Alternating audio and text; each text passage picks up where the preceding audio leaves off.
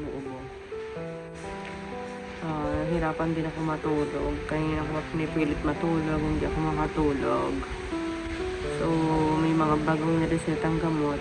Sobrang dry ka. Wala namang phlegm. Pero ang dry. So, sana mawala yung ubo dun sa binili ng gamot. Saka, melatonin para makatulog ako ng maayos mamaya. Dahil hirap matulog. Si mama muna magbabantay kay Sky. So, mag 5 p.m. na. 3 p.m. yung last na pump ko. Magpapump ako ulit ngayon. Para may madede si Sky sa baba. Good luck!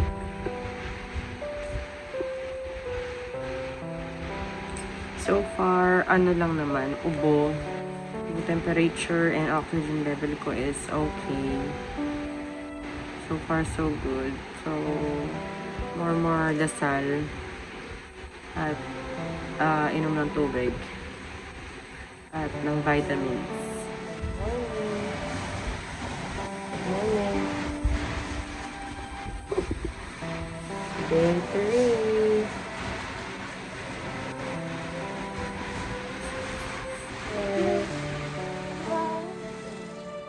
Mga panahong ganito na may pinagdadaanan.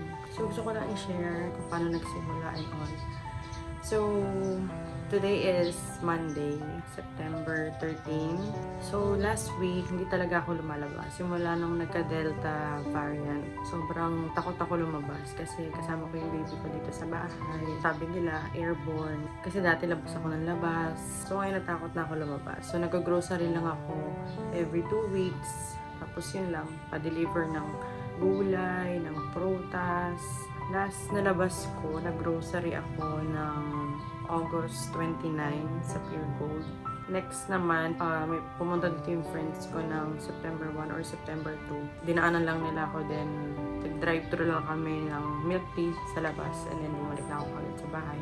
Yun na yung pinakalabas ko. Tapos, last Sunday, nagpa-deliver ako ng strawberry.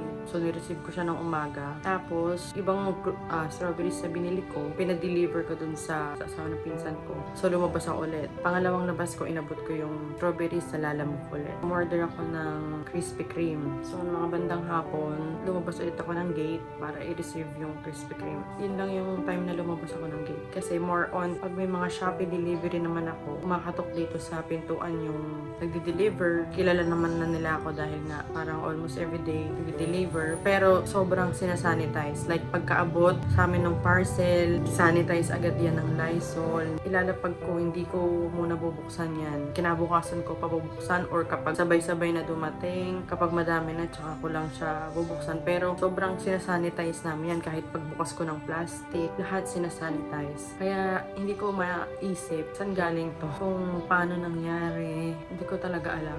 Kasi, alam mo yun, kung saan ako nagkulang dahil lahat ng pag-iingat ginagawa, di ba?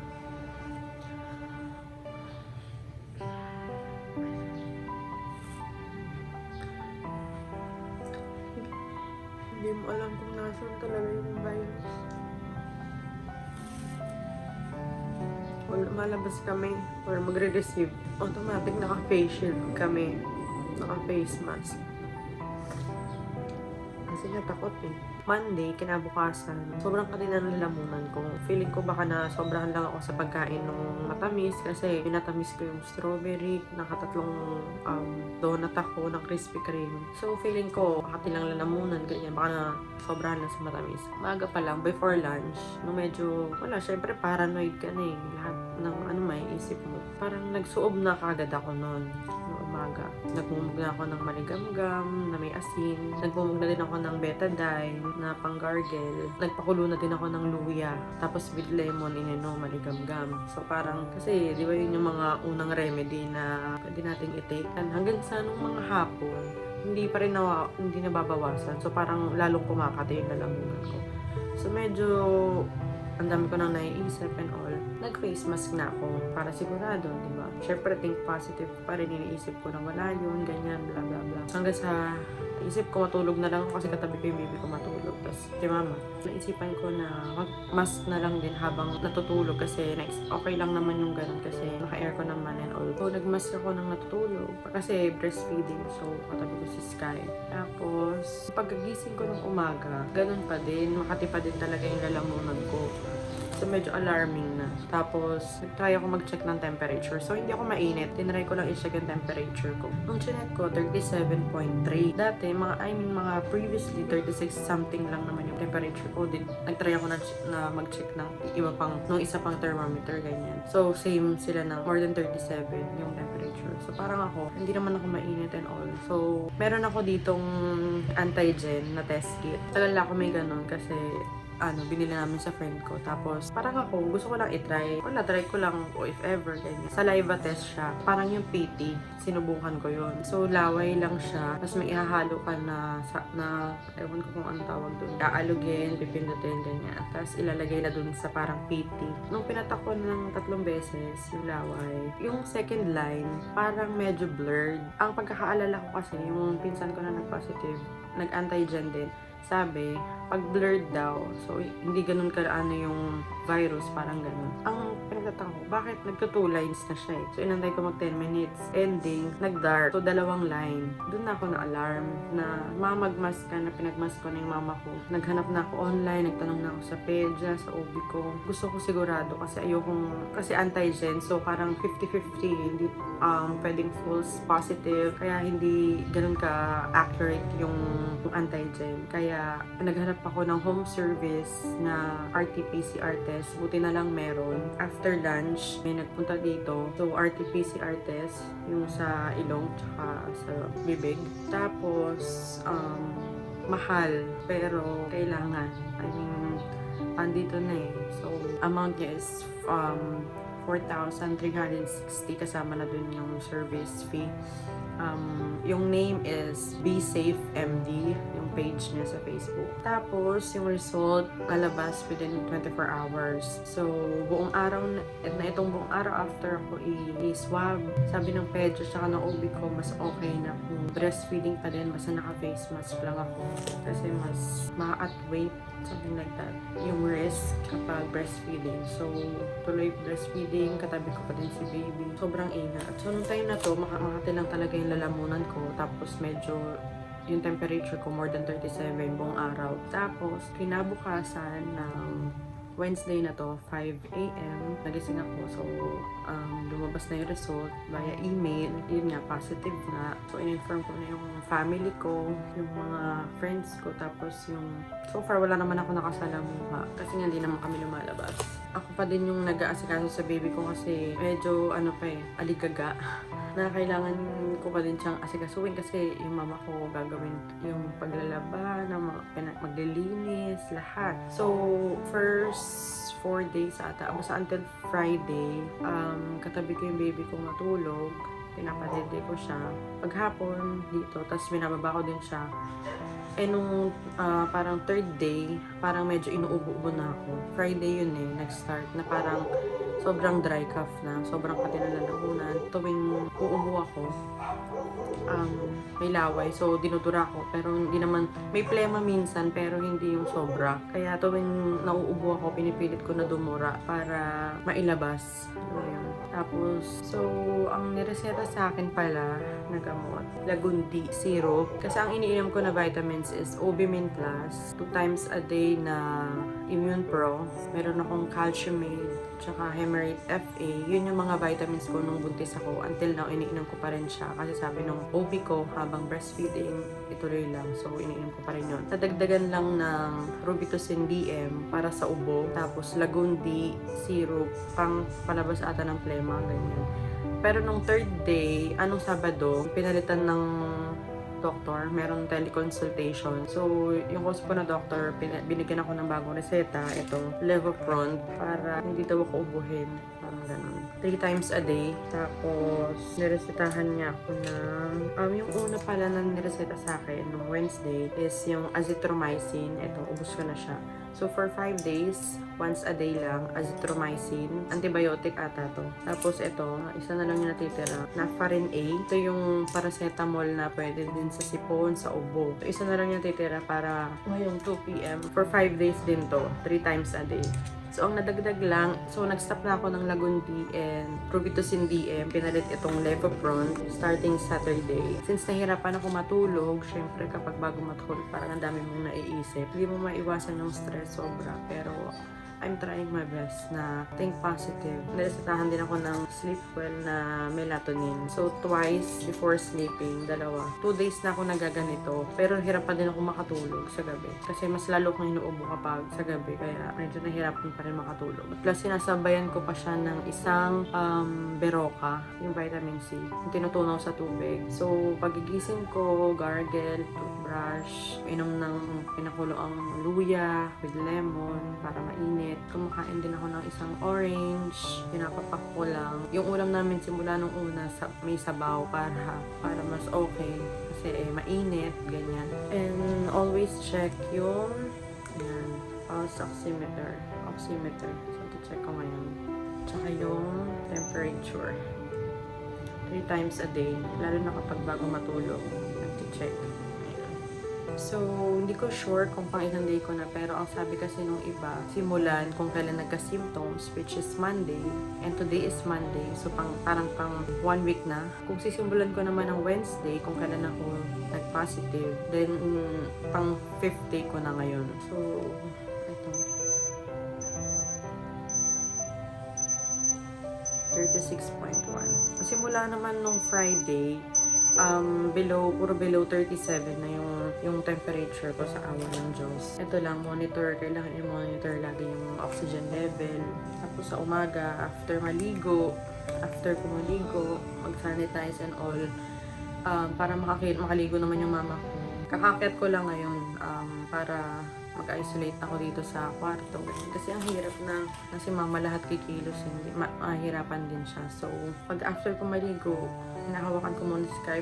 Si Sky parang niya dumede. Kasi nagpapump ako lagi ngayon. 2 days na ako nagpapump. Tapos nagbobote muna siya. Kasi naluan na din ang formula. Kaya ngayon, nung nasa baba ako kanina, gusto niyang dumede. So, pinadede ko na kasi naligo naman ako. And naka-double mask. Importante yun. Tapos ngayon, so far ngayon, dry cough na lang. And then, medyo nag-LBM ako. Simula kahapon. So, medyo watery siya. Kaya umiinom ako ng Gatorade. Tsaka more water. So, mamaya napabili pa ako ng saging para medyo umokay siguro. So, update ko na lang kayo sa mga susunod. Sorry, masyadong mahaba tong kwento. Update na lang. Next, later.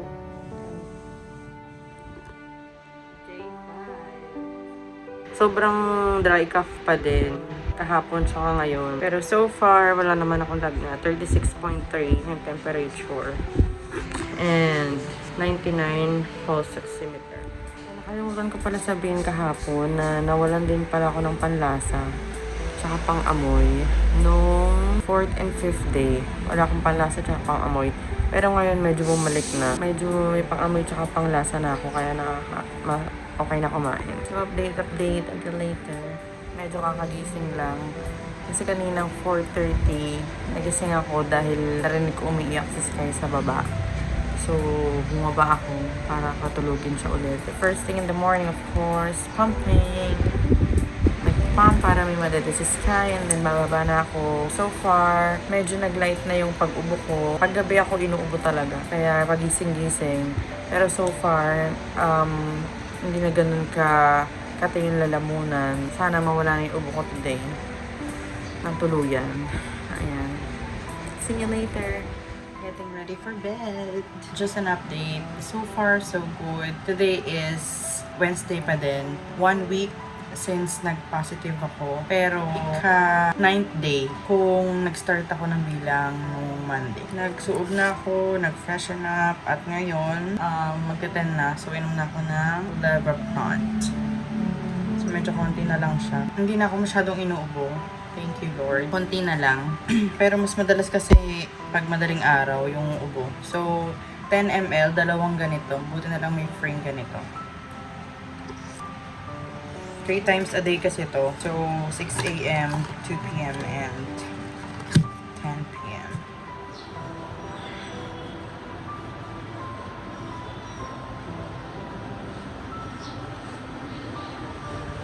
Good morning. Day 10. So far, so good. Hindi na ako inuubo. Konti na lang. Pero ubos na yung Levapron, yung gamot ko. Pero medyo sinipon ako. So, minom ako ng Decogen. So, normal day kanina.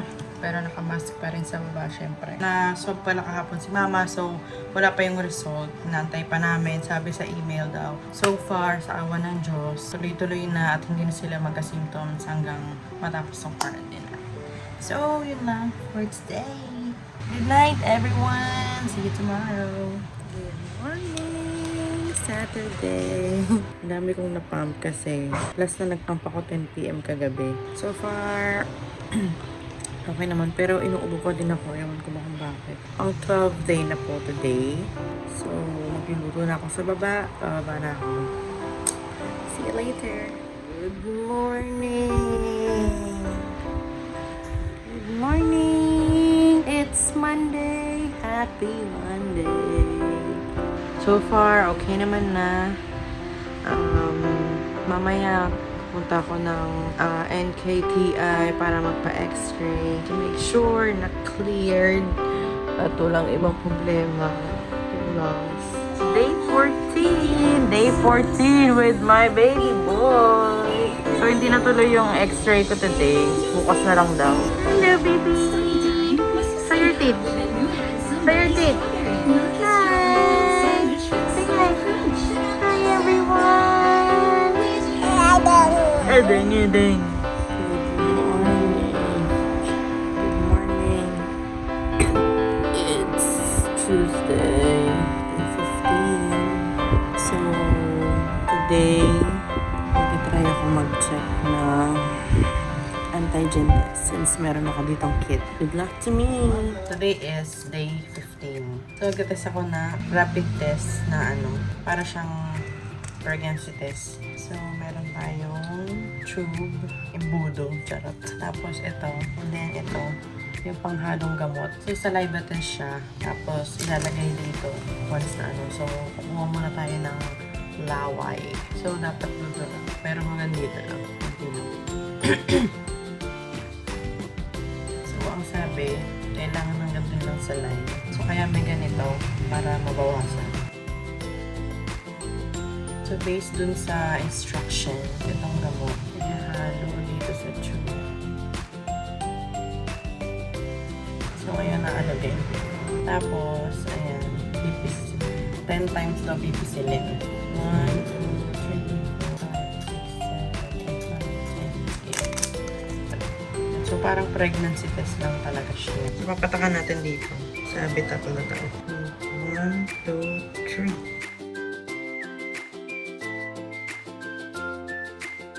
Yung unang beses ako nag-try, meron kagad siyang malabo dito sa letter T hanggang sa luminaw. So, na lang siya. Thank you, Lord. At magpapa-x-ray ako later para sure. So, apaalis na ako ngayon. Punta ko ng National Kidney Hospital. Doon ako magpapa-x-ray kasi may kakilala kami doon. So, have a great day, everyone! Update later! So, nag-hire ako ng cleaners for today. Today is Wednesday. So, nag-hire ako ng cleaners para magpa-general cleaning ng bahay and pa-disinfect. So, ayan.